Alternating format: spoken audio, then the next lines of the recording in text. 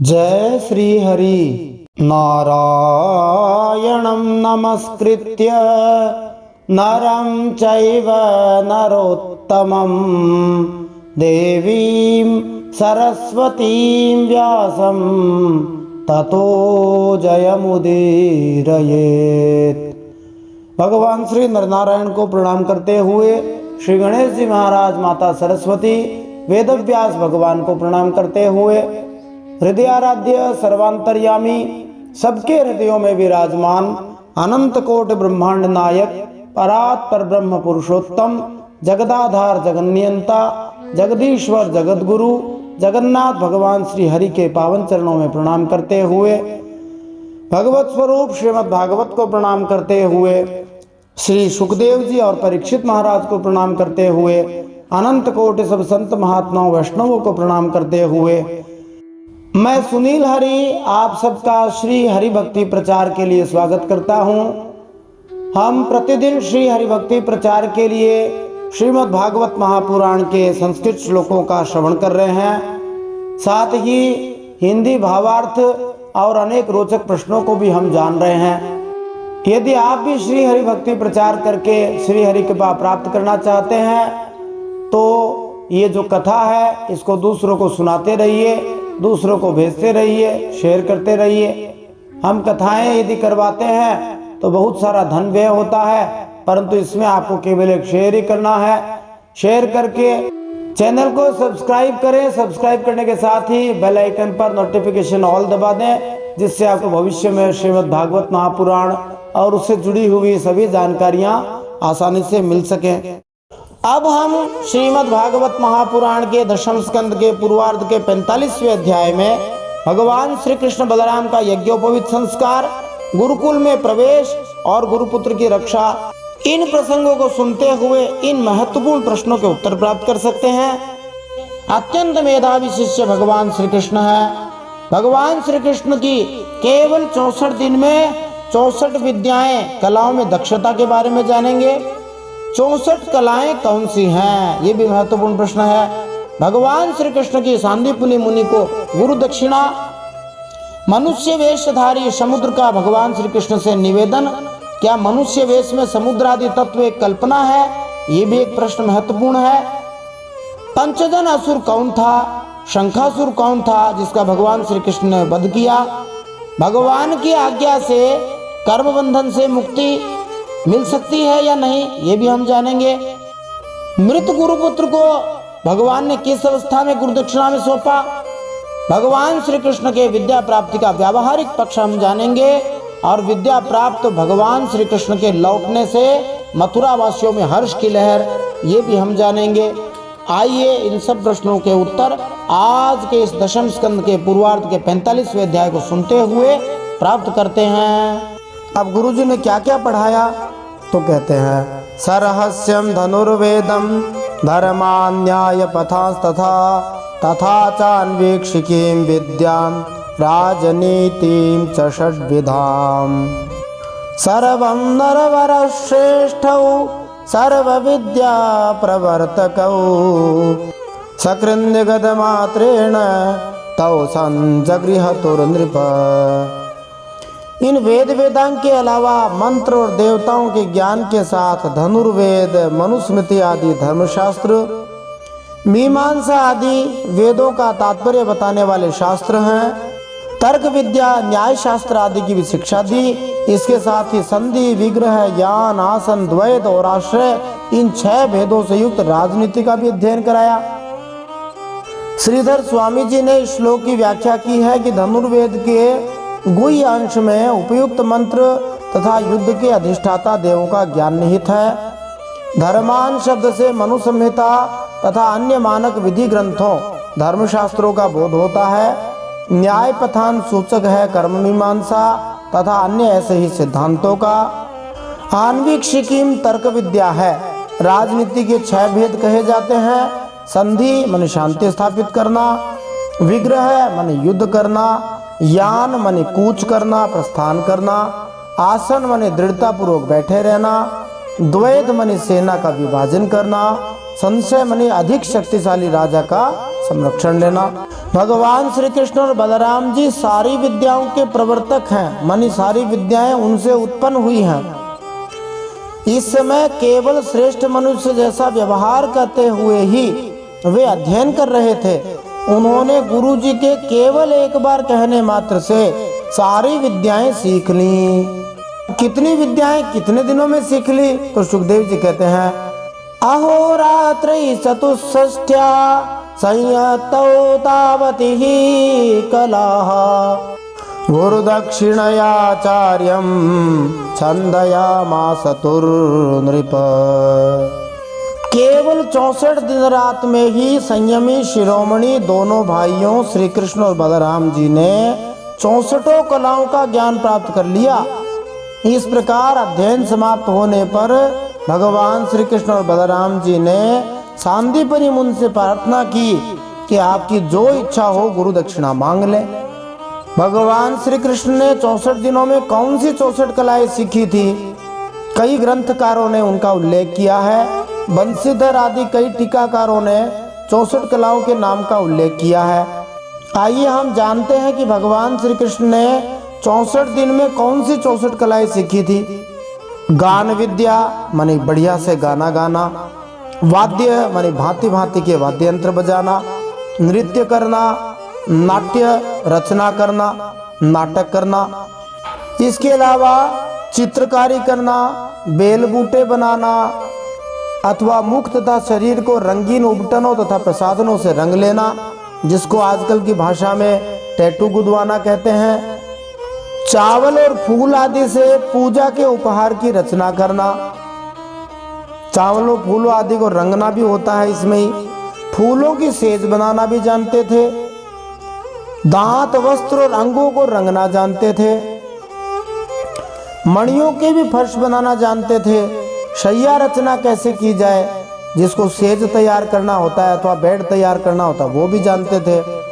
जल को बांध देना अथवा कहीं कहीं उदक वाद्यम लिखा है, जल तरंग वाद्य बजाना, विचित्र सिद्धियां दिखलाना या जल उछालना।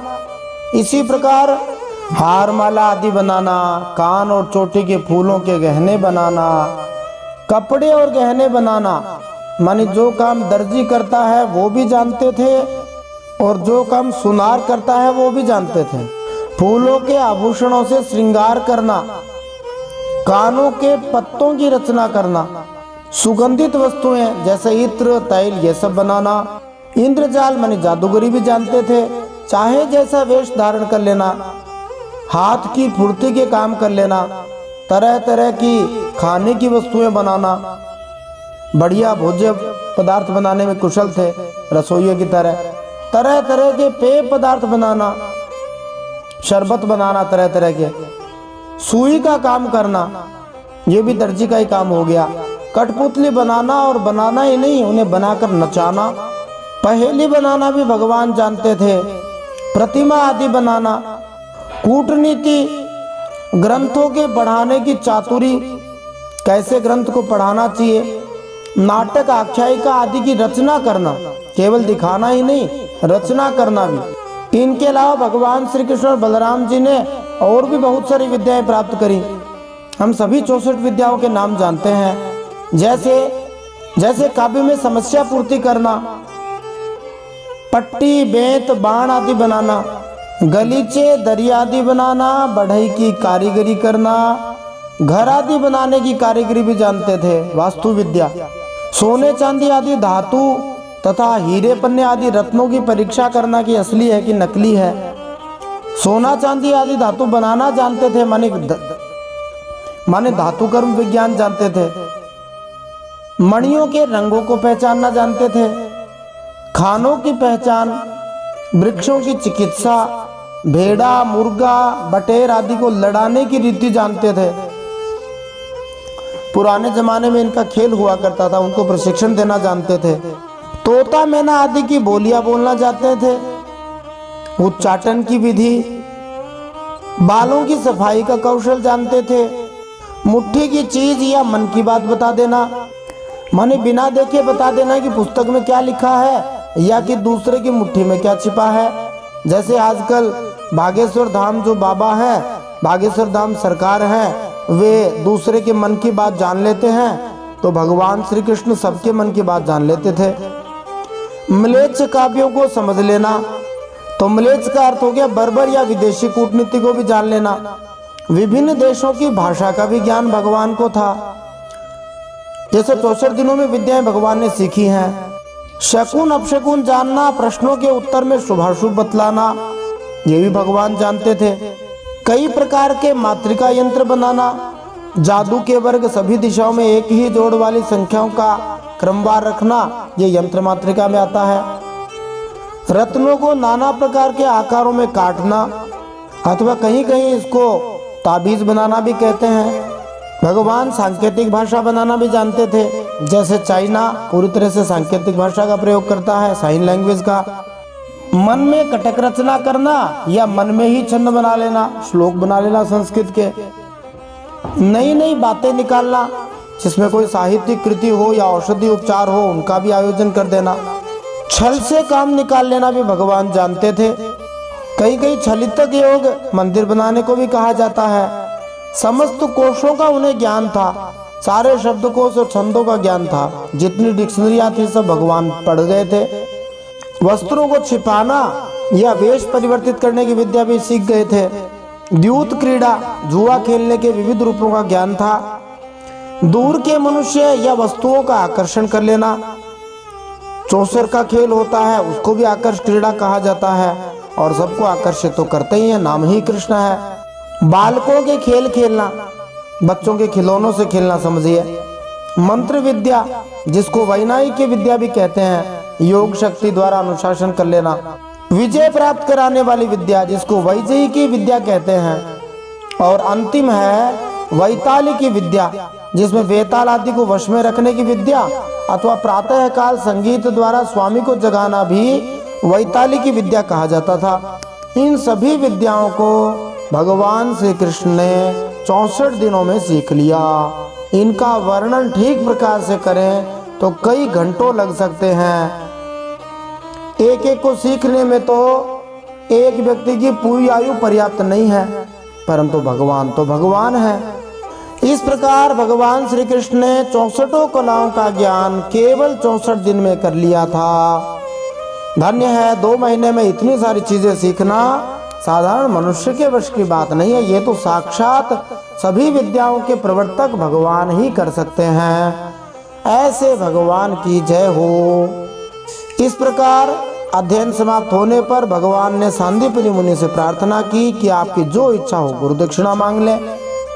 सुखदेव जी वंशज छंद में बताते हैं, द्विजस्तयोस्तम महिमानमद्भुतम संलक्ष्य राजन्नतिमानुषीमतीं सम्मंत्र्य पत्न्या च महार्णवेमृतं बालं प्रभासे वरयां बभूव।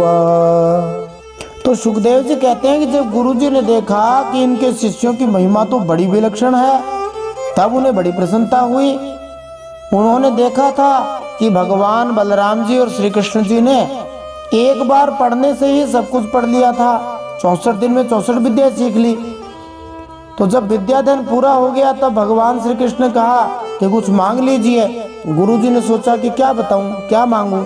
मैं ठहरा भोला भाला ब्राह्मण, कहीं छोटी चीज मांगकर ठगा न जाऊं। इसलिए सांदीपनि मुनि ने अपनी पत्नी से परामर्श किया।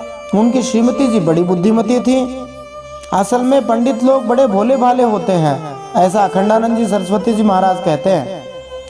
दिन रात पढ़ने पढ़ाने में लगे रहते हैं। उनकी घर गृहस्थी तो पंडितानियां ही चलाती हैं। सांदीपनि जी की पत्नी का भी राम जी, बलराम जी और श्री कृष्ण से बड़ा प्रेम था और वह उनकी विलक्षण शक्ति से परिचित हो चुकी थी। इसलिए वो बोली कि हमारा एक बालक प्रभास में डूब गया था, हमें उसकी प्राप्ति करा दो।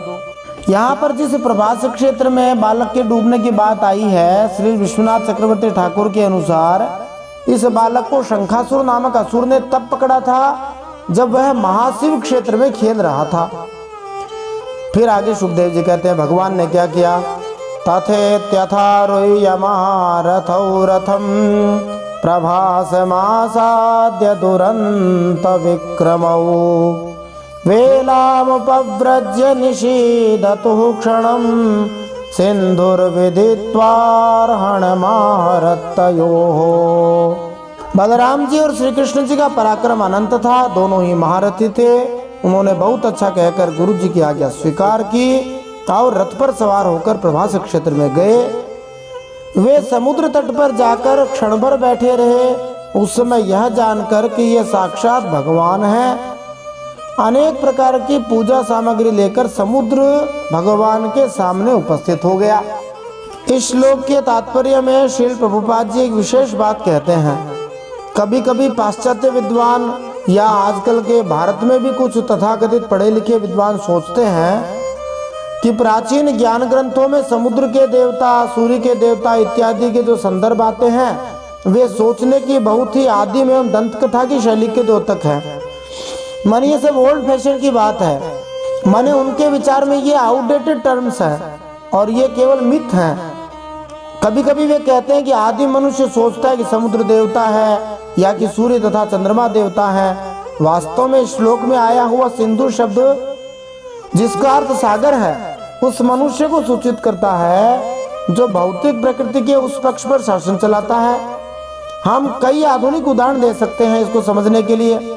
जैसे हम संयुक्त राष्ट्र में कह सकते हैं कि संयुक्त राष्ट्र माने यूनाइटेड स्टेट्स ऑफ अमेरिका हाँ में मतदान करता है और सोवियत संघ, पुराने जमाने का सोवियत संघ, ना में मतदान करता था। किंतु इसका अर्थ यह नहीं लगाया जाता कि देश या इमारत ने मतदान किया।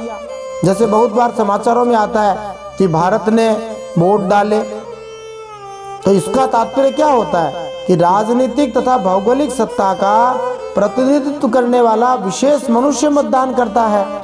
उसके पश्चात भी समाचार पत्र तो इतना ही कहेंगे, संयुक्त राज्य ने मतदान किया, भारत ने मतदान किया, निर्णय किया इत्यादि, और हर एक को पता होता है कि इसका क्या अर्थ है। इसका अर्थ यही है कि लोगों ने मतदान किया। इसी तरह व्यापार में हम कह सकते हैं एक बड़े समूह ने छोटी कंपनी को निगल लिया। इसका ऐसा कहने से हमारा अभिप्राय कदापि ये नहीं होता कि ये कोई बड़ी बिल्डिंग जिसके अंदर कई सारे कार्यालय के उपकरण हो, इंस्ट्रूमेंट हो, उन्होंने दूसरी कोई बिल्डिंग है उसमें रहने वाले जितने भी कार्मिक हैं उनको और जितने भी वहाँ मशीनें इंस्ट्रूमेंट है उन सबको खा गए, ऐसा थोड़ी है। हमारा अभिप्राय यही होता है कि शक्ति प्रदत्त अधिकारी ने अपनी सत्ता की ओर से कोई विशेष कार्य किया है, बड़ी कंपनी ने छोटी कंपनी को टेक ओवर कर लिया। दुर्भाग्यवश आधुनिक विद्वान अपने प्रिय वादों की पुष्टि करने के लिए उत्सुक रहते हैं कि प्राचीन आध्यात्मिक ज्ञान आदिम है, काल्पनिक है और अधिकांशतया सोचने की अपनी अति आधुनिक विधियों द्वारा उच्छेदित होता है। किंतु कृष्ण भावनामृत के प्रकाश में, हरि भक्ति के प्रकाश में इस पर पुनः विचार किए जाने की आवश्यकता है। तब हम समझ जाएंगे कि इसका तात्पर्य क्या है। बहुत सारे स्थानों पर कई प्रकार की शब्द शक्तियां लगती हैं। फिर सुखदेव जी कहते हैं, तमाह भगवानाशु गुरुपुत्र प्रदीयताम योसा विहत्वया ग्रस्तो बालको महतोर्मिणा। समुद्र उवाच नैवाहार्षमहं देव दैत्यः पंचजनो महान् अंतर्जलचरः कृष्ण शंखरूपधरो सुरः। जब समुद्र देवता भगवान के सामने पूजा करने लगा तब भगवान ने कहा, समुद्र तुम यहाँ अपनी बड़ी बड़ी तरंगों से हमारे जिस गुरुपुत्र को बहा ले गए थे उसे लाकर जल्दी से दे दो। मनुष्य वेशधारी समुद्र देवता ने कहा, हे देवादिदेव श्री कृष्ण, मैंने उस बालक को नहीं लिया है। मेरे जल में पंचजन नामक एक बड़ा भारी दैत्य जाति का असुर शंख के रूप में रहता है। अवश्य ही उसी ने वह बालक चुरा लिया होगा। इस श्लोक से स्पष्ट है कि पंचजन इतना शक्तिशाली था कि वह समुद्र के वश में नहीं था, अन्यथा समुद्र ने ऐसे अवैध कार्य को रोक दिया होता। फिर समुद्र आगे कहता है, आस्ते तेनारितो नूनम तच्छ्रुत्वा सत्वरम प्रभु जलमाविश्यतं हत्वा नापश्यदुदरेर्भकम् तदंग प्रभवं शंख मादाय रथमागमत् ततः संयमनीं नाम यमस्य दयितां पुरीम्। समुद्र की बात सुनकर भगवान तुरंत ही जल में जा घुसे और शंखासुर को मार डाला, परंतु वह बालक उसके पेट में नहीं मिला। तब उस पंचजन नामक असुर के शरीर का शंख लेकर भगवान रथ पर चले आए। वहां से बलराम जी के साथ भगवान श्री कृष्ण ने यमराज की प्रियपुरी संयमनी में प्रवेश किया। भगवान श्री कृष्ण ने पंचजन से जो शंख लिया वह पांचजन्य कहलाता है, और यह वही शंख है जिसे श्रीमद् भगवद गीता के शुभारंभ में महाभारत के युद्ध के आरंभ के समय बजाया गया था। भगवान श्री कृष्ण ने बजाया था, जहाँ लिखा है पांचजन्यम ऋषिकेशो। आचार्य के अनुसार पंचजन उसी तरह का दैत्य था जिस तरह जय और विजय बने थे, जो भगवान के प्रिय पार्षद थे, जो अलग अलग समय पहले जन्म में हिरण्याक्ष हिरण्यकशिपु, दूसरे में रावण कुंभकर्ण और इस तीसरे श्री कृष्ण अवतार में शिशुपाल और दंतवक्र थे। दूसरे शब्दों में यद्यपि वह दैत्य रूप में प्रकट हुआ था, किंतु वास्तव में वह था भगवत भक्त।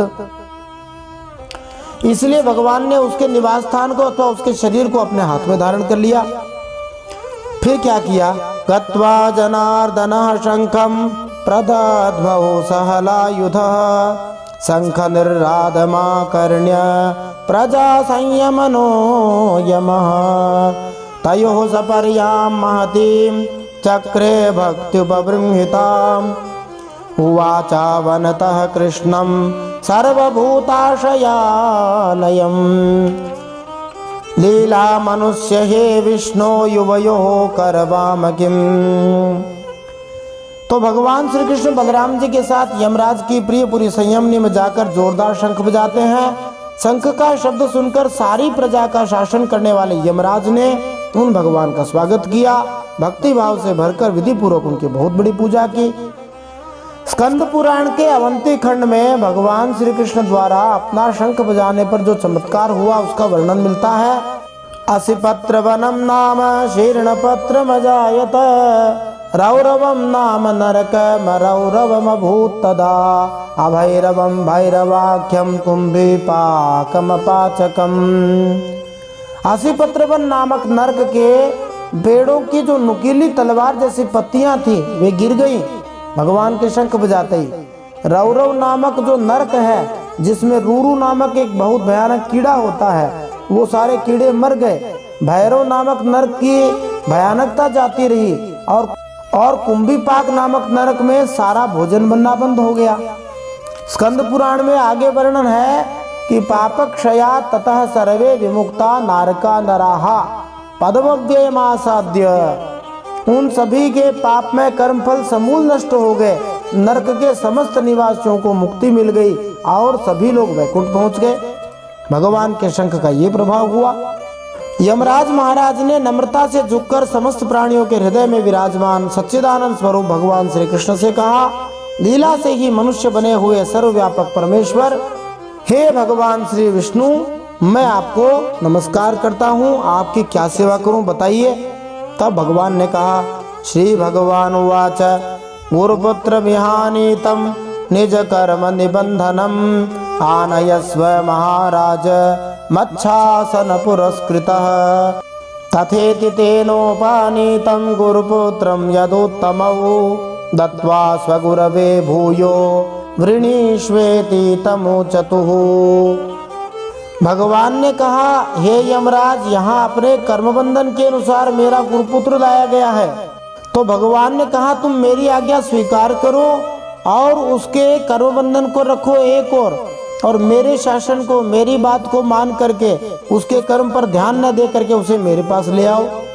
भगवान तो सर्वज्ञ हैं, वे जानते हैं कि वह बालक कहाँ है, लेकिन उनको तो लीला करनी है, इसलिए तलाश करते हुए यमराज महाराज के पास पहुंचे हैं और उनसे कहा, उस बालक को लाओ। देखो, यदि ईश्वर कर्तुम अकर्तुम अन्यथा कर्तुम समर्थ न हो तो उसका ऐश्वर्य किस काम का। जो काम सभी कर सकते हैं वे तो सभी कर सकते हैं, परंतु जिसको कोई नहीं कर सकता और जिसको चाहे जैसे बदल दे वो भगवान है। ईश्वर के ऊपर तो कर्मनिष्ठों ने यह बंधन लगा दिया कि वह जो कुछ करेगा वह कर्म के अनुसार ही करेगा, परंतु वह मान्यता अभक्त विषयक है। जहाँ अभक्त का कोई काम हो, जो भक्त न हो, वहाँ तो भगवान बिल्कुल कर्म के अनुसार न्याय करते हैं। किंतु जहाँ भक्त की बात आ जाती है वहाँ कोई न कोई बहाना बनाकर उसका उद्धार कर ही देते हैं। उन्हें तो व्याजम अपेक्षते, कोई बहाना चाहिए, कोई ब्याज मिल जाए, बहाना मिल जाए तो उसी के आधार पर भगवान उद्धार कर देते हैं। यमराज ने जो आज्ञा कहकर भगवान का आदेश स्वीकार किया और उनका गुरुपुत्र ला दिया। तब यदुवंश शिरोमणि भगवान श्री कृष्ण और बलराम जी उस बालक को लेकर उज्जैन लौट आए और उसे अपने गुरुदेव को सौंप कर कहा कि आप और जो कुछ चाहे मांग लीजिए। तब गुरुजी ने कहा, गुरुरुवाच सम्यक संपादितो वत्स भवद्भ्याम गुरुनिष्ठयः को नु युष्मद् विध गुरोः कामानाम् अवशिष्यते गच्छतं स्वगृहं वीरौ कीर्तिर्वामस्तु पावनी छन्दांशयातयामानि भवन्त्विह परत्र च। गुरुजी ने कहा, बेटा तुम दोनों ने भली भांति गुरु दक्षिणा दे दी, अब और क्या चाहिए। जो तुम्हारे जैसे पुरुषोत्तमों का गुरु है उसका कौन सा मनोरथ अपूर्ण रह सकता है। हे वीरो, अब तुम दोनों अपने घर जाओ, तुम्हें लोगों को पवित्र करने वाली कीर्ति प्राप्त हो, तुम्हारी पढ़ी हुई विद्या इस लोक और परलोक में सदा नवीन बनी रहे, कभी विस्मित न हो। तो गुरु जी से ऐसा आशीर्वाद भगवान ने प्राप्त किया। वास्तव में गुरु के आशीर्वाद से ही विद्या फलित होती है। यदि गुरु प्रसन्न हो जाएं तो पढ़ी हुई विद्या फलित हो जाएगी, नहीं तो पढ़ा हुआ सब बेकार चला जाता है। ये भगवान श्री कृष्ण ने दिखा दिया। अब अंतिम 2 श्लोक। गुरुणैव मनुज्ञातौ रथेनानिलरंहसा आयातौ स्वपुरं तात पर्जन्यानि नदेन वै समनन्दन् प्रजा सर्वा दृष्ट्वा रामजनार्दनौ अपश्यन्त्यो बह्वहानि नष्टलब्धधनायैव। फिर सुखदेव जी ने कहा, हे परीक्षित, फिर गुरुजी से आज्ञा लेकर वायु के समान वेग और मेघ के समान शब्द वाले रथ पर सवार होकर दोनों भाई मथुरा लौट आए। मथुरा की प्रजा बहुत दिनों तक श्री कृष्ण और बलराम को न देखने से अत्यंत दुखी हो रही थी। अब उन्हें आया हुआ देख सब के सब परमानंद में मग्न हो गए, मानो खोया हुआ धन मिल गया हो। यहाँ देखो, सर्वज्ञ भगवान द्वारा इतने दिनों तक विद्यालय में रहने और विद्या अध्ययन करने का व्यावहारिक पक्ष क्या है। अखंडानंद जी सरस्वती जी महाराज कहते हैं, ये है कि वे एक ग्वाले के घर में पैदा हुए थे। लोगों को यह भ्रम हो सकता था कि श्री कृष्ण बड़े होकर राजनीति के चक्कर में पड़ जाएंगे और किसी विद्वत सभा में जाएंगे तो वहां उनका तिरस्कार होगा। इसलिए जनमानस के इस भ्रम को मिटाने के लिए भगवान ने गुरु जी से अनेक विषयों की शिक्षा प्राप्त की और वे उनमें निष्णात होकर घर लौटे। नहीं तो लोग कहते कि ये पढ़े लिखे नहीं हैं, इसलिए भगवान व्यावहारिक पक्ष दिखाने के लिए इस प्रकार की लीला कर रहे हैं। बोलिए श्रीमद् भागवत महापुराण की जय, परम सत्य श्री हरि की जय। यदि आप चैनल पे नए हैं तो चैनल को सब्सक्राइब करना न भूलें। इति श्रीमद् भागवते महापुराणे पारमहंस्यां संहितायां दशमस्कन्धे पूर्वार्धे गुरुपुत्रानयनं नाम 45वांशोऽध्यायः। श्रीमन्नारायणार्पणमस्तु। इस प्रकार श्रीमद् भागवत महापुराण परमहंसों की संहिता दशम स्कंध पूर्वार्ध में गुरुपुत्र को लाने नामक 45वां अध्याय भगवान श्री नारायण के चरणों में समर्पित हो।